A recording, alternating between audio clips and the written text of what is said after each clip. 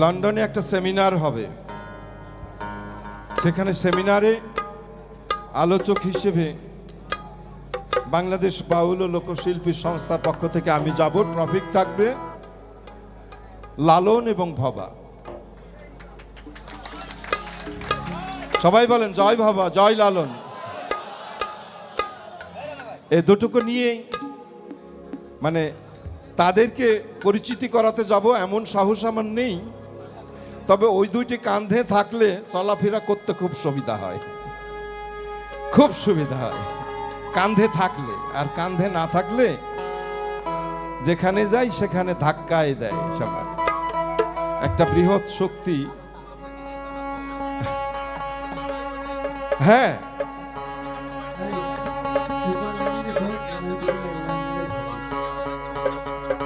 পারবেন। আমি যখন অধম দিনহীন যেতে পারি, তার কারণ আপনারা উত্তম, আপনারা তো যেতে পারবেন সুপারস্টার, স্টার সবাই। আর আমরা তো অধম, নরাধম, মানুষের পাইরবি করি, গোলামি করি, লুঙ্গি পরে চলি। সেদিন আমাকে রাস্তায় ধরেছে, বলছে লুঙ্গি পরে তো বাইক চালানো যাবে না। আমি বললাম দেখেন আমার নিচে হাফ প্যান্ট আছে, বড় হাফ প্যান্ট আছে, আর আমার আর লুঙ্গি ছাড়া পরার কিছু নাই। হয় ফাড়া লুঙ্গি আর তা নাহলে বন্ধ লুঙ্গি, এর বাইরে আমার আর কিছু নাই। আর বাকিটা সব বিসর্জন দিয়েছি। আগে দেখছিলেন শফি মণ্ডল, আর এখন গুরু আর শফি মণ্ডল একসাথে মাখামাখি করার চেহারা। আগের চেহারার সাথে কোনো মিল নাই, কিন্তু তারপরেও বলি আগের চেহারাটা কিন্তু আছে। এটা ঢেকে রেখেছি কি দিয়ে? গুরু দিয়ে। বারবার আয়না মোছাচ্ছে, নিজের চেহারা পরিষ্কার করা অনেক ভালো, ঠিক কিনা?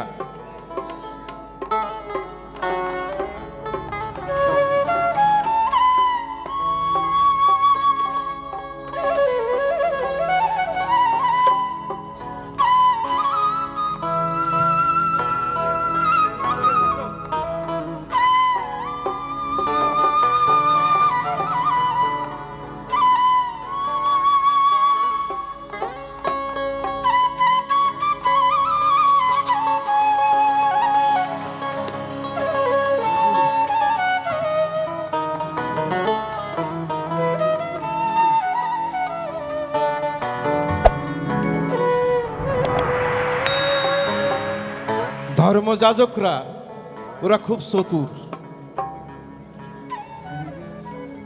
এই পারে বসে ওই পারের ব্যবসা করে। এই ব্রাহ্মণী বলেন আর মৌলানাই বলেন, দুইটি জাতি এক। এও স্বর্গ বিক্রি করে, ওরা বেহেশত বিক্রি করে। যারা ধর্মযাজক, আমরা কোন জায়গায় যাই বলেন? এপারেই সত্য না ওপারেই সত্য? অনিত্য দেহে এত বাসনা, দেহ নিত্য হলে লালন ফকির বলে, না জানি তুমি করতে কি না জানি। যদি জানতে যে তুমি মারা যাবে না, মারা যাবে তাই সব ধ্বংস করে ফেলছো। আর মারা যাবে এই শব্দ যদি শোনো, মরবে না কোনো দিন যদি শোনো, তাহলে তো তুমি ছাড়বাই না পৃথিবীতে। সন্তানকেও লাথি মারবে বাবা তখন। তাই পরবর্তী প্রজন্মকে ছেড়ে দিতে হবে আমাদের আসন। ওরা আসুক, ওরা বসুক। একটা মা অন্তত 12টা বছর একটা সন্তানের জন্য ভালো করে ঘুমায় না, শুধু পরবর্তী প্রজন্ম তৈরির জন্য। একটা মা, আমরা বলি 10 মাস 10 দিন পেটে ধরে না, অন্তত 12 বছর শান্তি করে মা কখনো ঘুমায় নাই। প্রতিদিন যে 8 ঘন্টা ঘুম, জিজ্ঞাসা করবেন, কোনো মা ঘুমায় না। তাহলে বর্তমান মাকেই ভালো না বাসলে ওই পারের মাকে ভালোবেসে কি লাভ হবে? এপারেও যিনি ওপারেও তিনি। ভবা পাগলা বলছে কি শোনেন,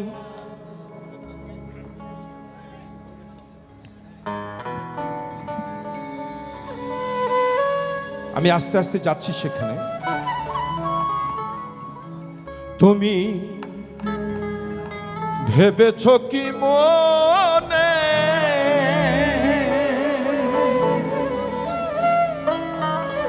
এই ত্রিভুবনে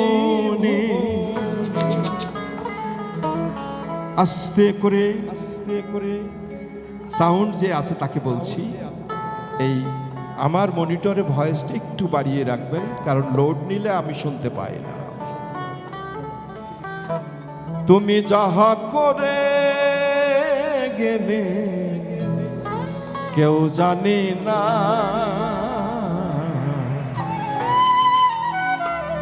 বারে বারে আর আশা হবে না। এই একটা তেরা পাগল, ওকে তো নাকি জিজ্ঞাসা করেছিল তোমাকে পাগলা বলে কেন সবাই, তো ওকে বলছে আমার পা আগলা তাই নাকি পাগলা, আমার পা বলে আগলা তাই নাকি তাকে বলে পাগলা। আসলে কি তাই? মানে যে যা বুঝতে চায় তাকে তাই দিয়ে বুঝাতে হয়।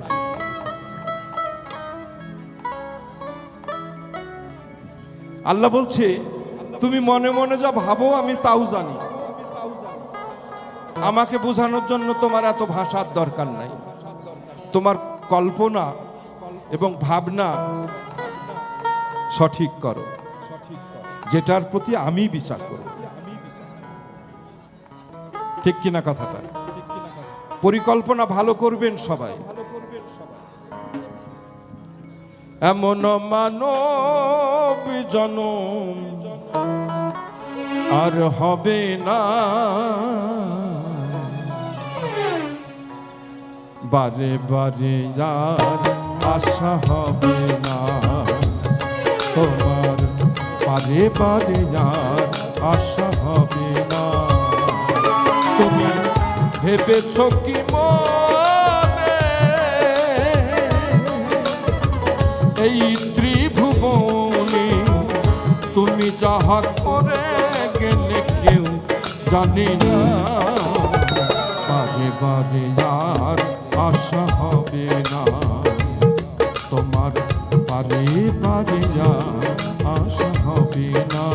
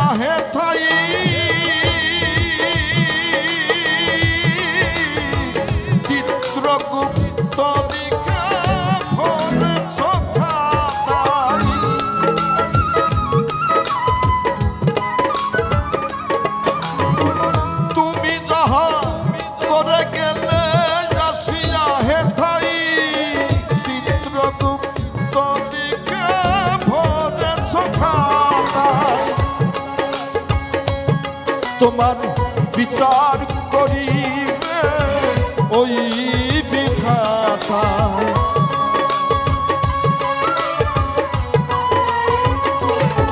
তোমার বিচার করিবে ওই বিধাতা, তার কাছে ফাঁকি ঝুঁকি কিছু চলবে না, বারে বারে আর আশা হবে না তোমার, বারে বারে আর আশা হবে না।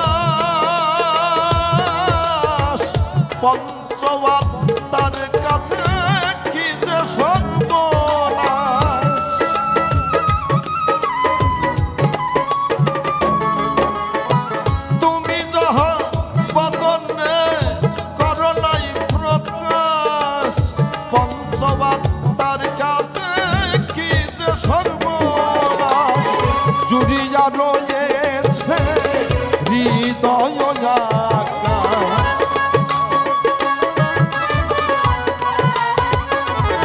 তোমার জুড়িয়া রয়েছে হৃদয় আকাশ মানুষের কুলে তুমি ফাঁকি দিও না বারে বারে আর আশা হবে না তোমার বারে বারে আর আশা হবে না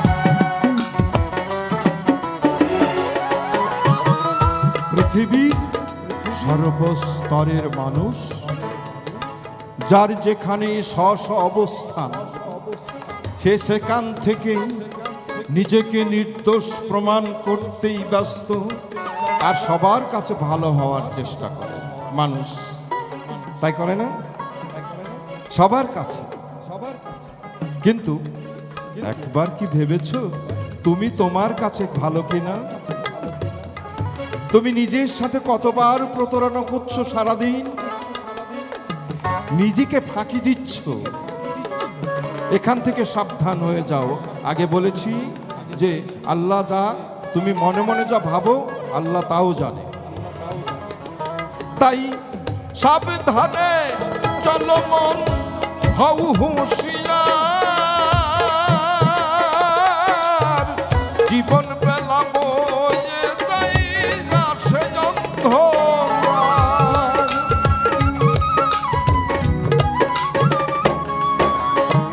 সাবধানে চলো মন হও হুঁশিয়ার জীবন বেলা বয়ে যাই আসে অন্ধকার মানুষ রূপে দেবতা হয় অবতার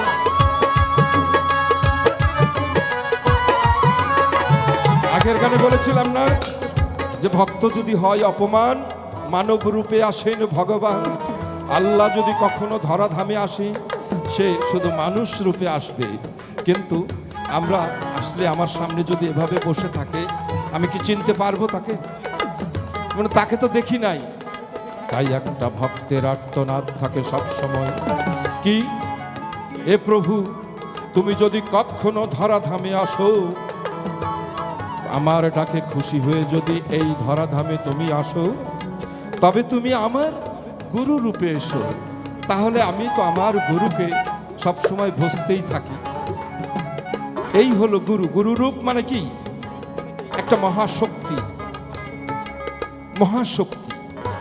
মহাপাওয়ার গুরু বলে যারে ডাকি সে কিন্তু মানুষ নয় গুরুকে মানুষ জ্ঞান যার অধপাতে গতি হয় তার গুরু মানুষ নয় আমি ডাকি গুরু গুরু করে গুরুর কাছে যেয়ে দেখি গুরুও ডাকছে গুরু গুরু বলে আবার গুরুকে জিজ্ঞাসা করেছি তোমার দাদা গুরু কি করেছে তো বলছে তারাও তো গুরু গুরু করেছে এরকম ডাকতে ডাকতে ডাকতে ডাকতে চলে যাচ্ছি সবাই তো গুরু গুরুই করছে তাহলে গুরু মানে সাধারণ মানুষ না সফি মণ্ডল না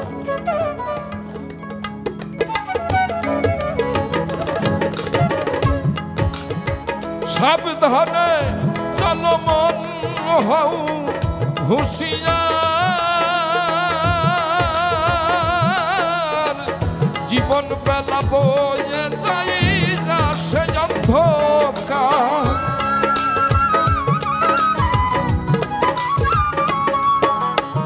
সাবধানে চলো মন হও হুঁশিয়ার, জীবন বেলা বয়ে নাই আসে অন্ধকার।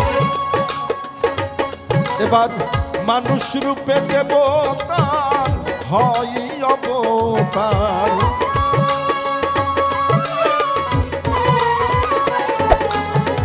মানুষ রূপে দেবতা হয় অবতার।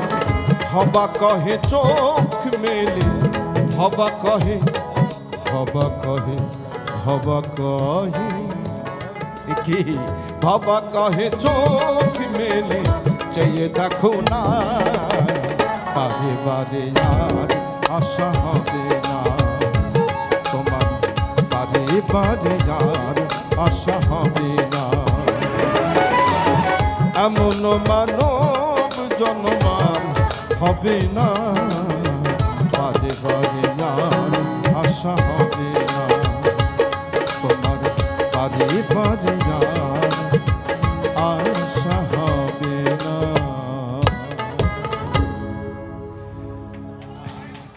আমি কি আর দু একটি গান গাইবো?